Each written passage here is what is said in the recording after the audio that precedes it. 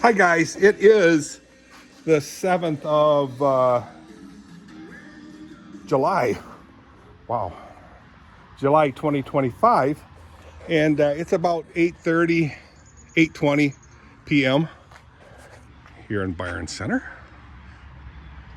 It's a beautiful sky. It's about 75 degrees, something like that. Slight breeze, not much.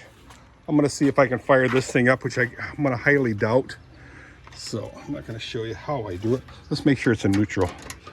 I don't want this thing taking off on me. So first got to get the old glow plugs going. And the glow plug is very, very low. So, which means the battery's not going to make it. So let me try to turn it over once.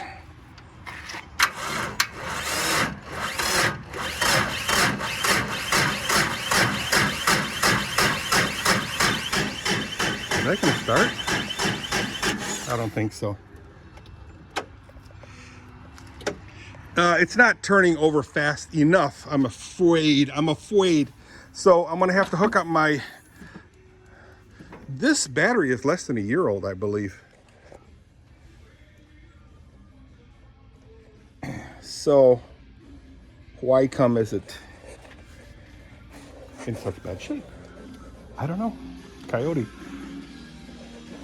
This thing over here, you know what, let me fire it up so at least I can idle it a little bit. This thing is really a lifesaver right here, this thing. All you'd have to do is set it in there and then reach way in there. Actually, I might be able to stand in the bucket. Hopefully I don't fall. Nervous laughter here. I'm going to set this thing right here first. I'm going to set the phone down.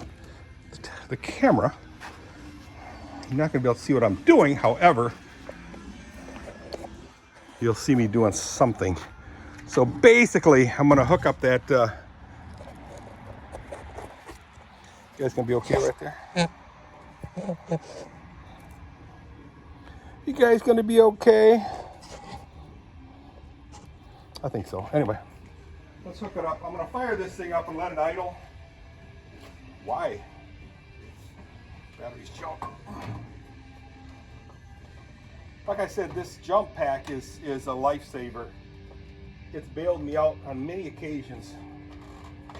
With a Corvette, with a Mopar, with the Jeep, with a van, and obviously with this tractor. This thing, they're built really crappy. These clamps,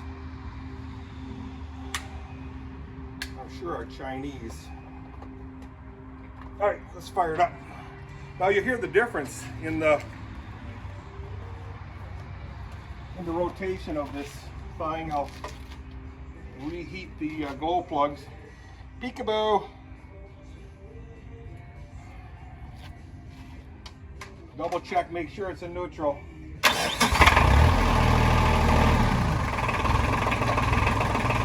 see, it fires right up.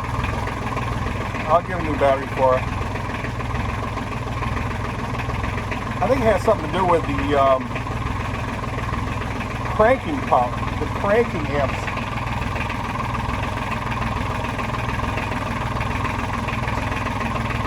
Peter Cnossen, you could probably tell me a little bit more about electricity. I'm not an electrician. Peter Cnossen. I keep saying it was Derek Cnossen, but Peter. I think Peter, you used to live in Pennsylvania, didn't you?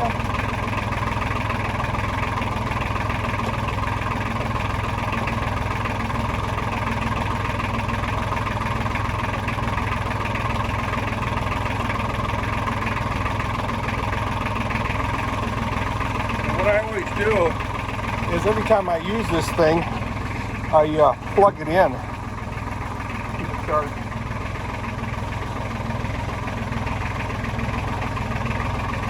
So I've been working on a project, guys. I've had this Steelcase chair for like 35 years ish. This one right here. It's a cute chair. I always like to keep this thing plugged in. at all times, kind of tend the thing like a battery tender. Make sure the green light's on. Yep, it's on. So this chair here, guys, got a little bit of history. It's a cute chair, Steelcase. I don't know what they call it, a leap. It's probably a leap Steelcase chair. But anyway, I got this chair from a dumpster behind the Steelcase engineering facility out there in Kentwood, Caledonia area called the Pyramid.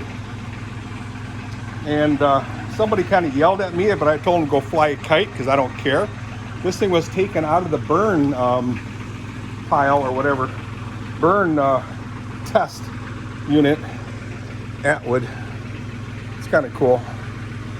You know, I'm sure the person who complained about me taking this chair probably knows all about that, you know, that number.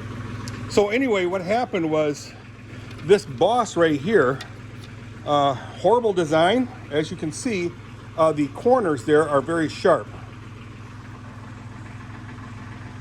The Steelcase is not automotive, so I don't consider Steelcase a very good engineering platform. Automotive, different story. You got FM VSS breathing down your back, and that's cool. I like the pressures from safety, governmental safety standards. Very, very important. And I don't think Steelcase really had that. I mean, how fast does this thing go down the road? Where automotive, one bad screw and it can kill you. It can unalive you. So as you can see, this boss here is the corners are sharp, 90 degree sharp corners. The radii, there is no radius. So it broke off. I have the piece right over here someplace. There it is. This thing was over here, busted right off like it was nothing. Right at, where the thing met, and it's so thin. I don't know if this is polypropylene. I don't think so. It's a little bit hard. So I would find it hard to believe if it was polycarbonate. It might be, but I don't know. But yeah, this is the screw they use to fasten it. Again, all it is a decorative piece, but still, it destroyed the whole thing. So what I did is I put a whole bunch of glue underneath here. The rubber come off of it. Yeah, but Dirk, it went through a cycle test and all this stuff. So this one obviously is a failure. So I glued it all up again. This is probably appropriate. I don't know. This one did crack again over here. Just a really bad design. Yeah, but it's been through a stress test. I don't care. But very nice chair otherwise. I like the styling. Very nice. Yeah. Again, I don't consider furniture engineering true engineering. Sorry guys. Hey, I can rant, I can talk. So I'll get that thing fixed. It's been on my project list for many years.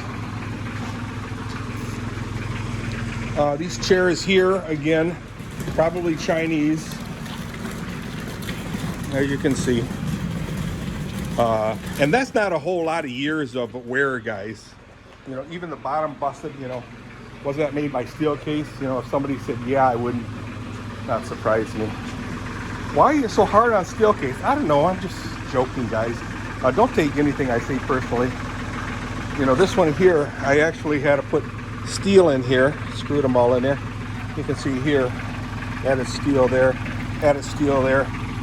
Why don't you just junk it? Well, this thing I bought from a guy by the name of Bill. Of course, I can't think of his last name. Doesn't matter, but Bill. Sold it to me for a decent price. Yay! And, it's nice to have, when you get old, like me. So let's count the chairs in this place. You got 1, 2 chairs. 3, this chair will be down on the floor soon. 4, 5, this is a chair, 5-gallon bucket chair.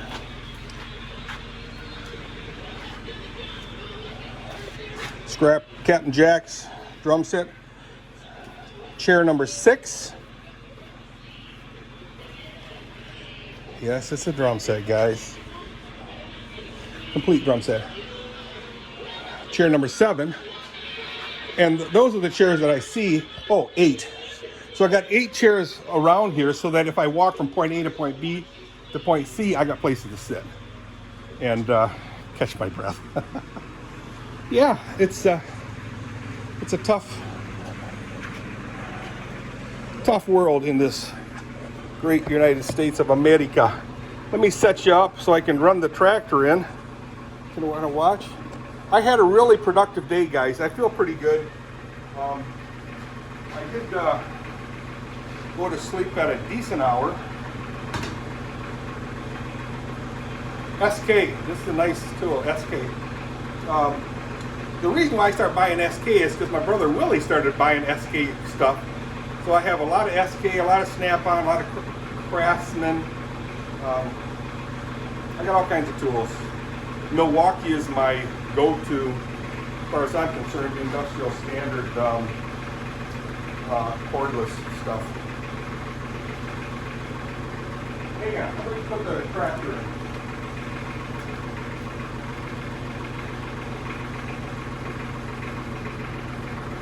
I'm going to use my new knee to get up on this thing.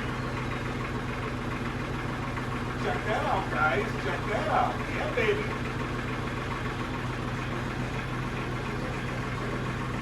That's my new knee.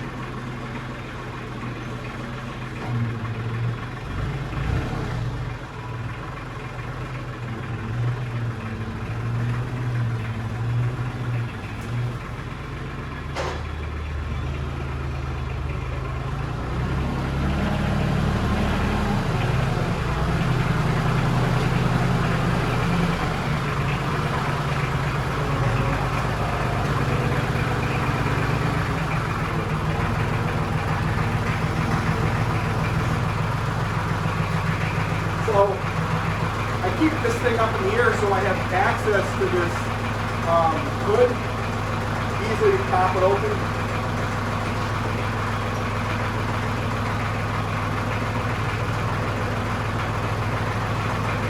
What I'm thinking might be happening, guys,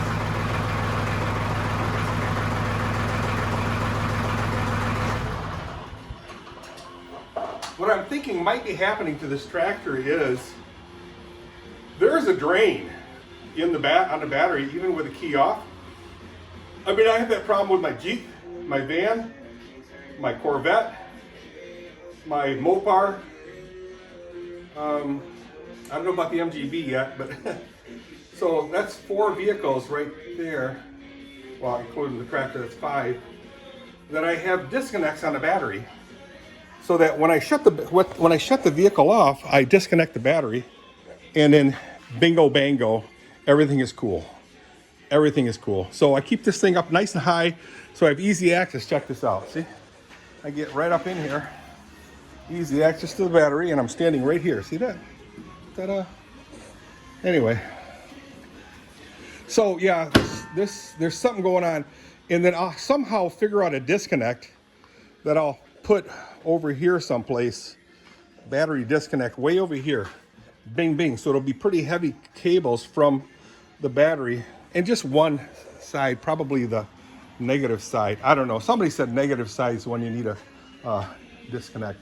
So, also, I need to talk to Christian, because he parks the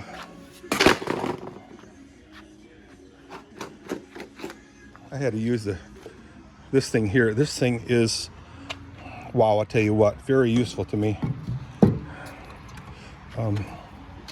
Very useful for many, many years. I've had this thing since Oh boy, how long ago?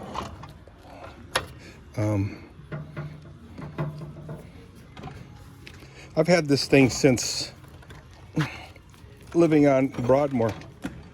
Yeah, it's a long time. I did have to replace the motor. Did it yourself, Dirk? Yep, all by myself. I'll show you my wiring. Square everything up. This board needs to be square to here. And square this saw to the world. Anyway, yeah, you can see where I taped it up, soldered it. What kind of music is you listening to, Dirk?